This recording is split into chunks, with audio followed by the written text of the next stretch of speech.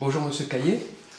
Donc il y a environ 50 ans, dans la nuit du 20 au 21 juillet 1969, ont eu lieu les premiers pas de l'homme sur la Lune. Quel souvenir vous gardez de cet événement? J'en garde un souvenir très fort parce que c'était franchement quelque chose d'exceptionnel et porteur d'avenir en même temps. J'étais en famille, j'ai vu ça à la télé et voilà, c'était quelque chose de très à la fois émouvant et stimulant. Dans quel sens? Stimulant? Alors stimulant parce que bon, à l'époque, moi j'étais très jeune, hein, l'année précédente j'avais vécu les événements de 68, l'année du bac. Bon, 68, c'était la libération de la jeunesse. Enfin, nous, on l'interprétait comme ça. Il y a eu bien sûr des raisons politiques à ça, mais on coupait un certain nombre de chaînes hein, qui nous liaient aux traditions, il y a un rapport entre les adultes et la jeunesse.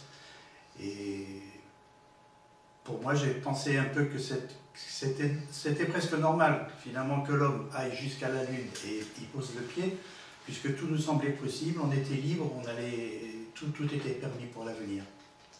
Ah oui, donc pour vous c'était en fait comme si la révolution continuait. Mais oui, d'un oui. point de vue plus scientifique ou qui concernait l'avenir de l'humanité en fait. Oui, oui, voilà, ben, c'était un peu présenté comme ça aussi.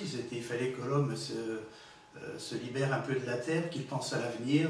C'était aussi un symbole pour tous les progrès technologiques. Hein. Être capable déjà d'envoyer une fusée dans le ciel, c'était extraordinaire, mais pouvoir la diriger jusque sur la Lune, c'était franchement la preuve que l'homme était un grand savant. Est-ce que vous vous rappelez si vous avez vu la retransmission télévisée en entier? Parce que ça a duré, ils sont restés plusieurs heures entre le moment où le LEM s'est posé et le moment où Neil Armstrong a fait ses premiers pas. Est-ce que vous vous rappelez si vous avez pu voir tout ça?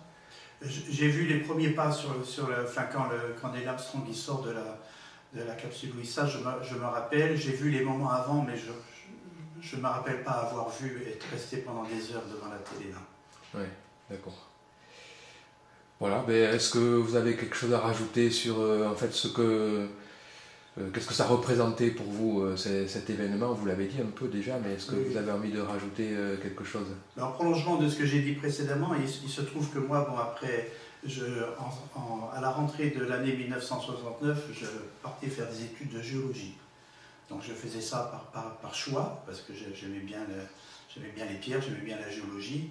Et entendre parler de sol lunaire, d'échantillons ramassés sur le sol de la Lune, où on disait déjà que voilà, on allait découvrir des tas de choses sur l'histoire du système solaire, sur l'histoire de la Lune, que par la géologie, je trouvais ça fantastique et ça donnait envie vraiment de faire ce métier-là.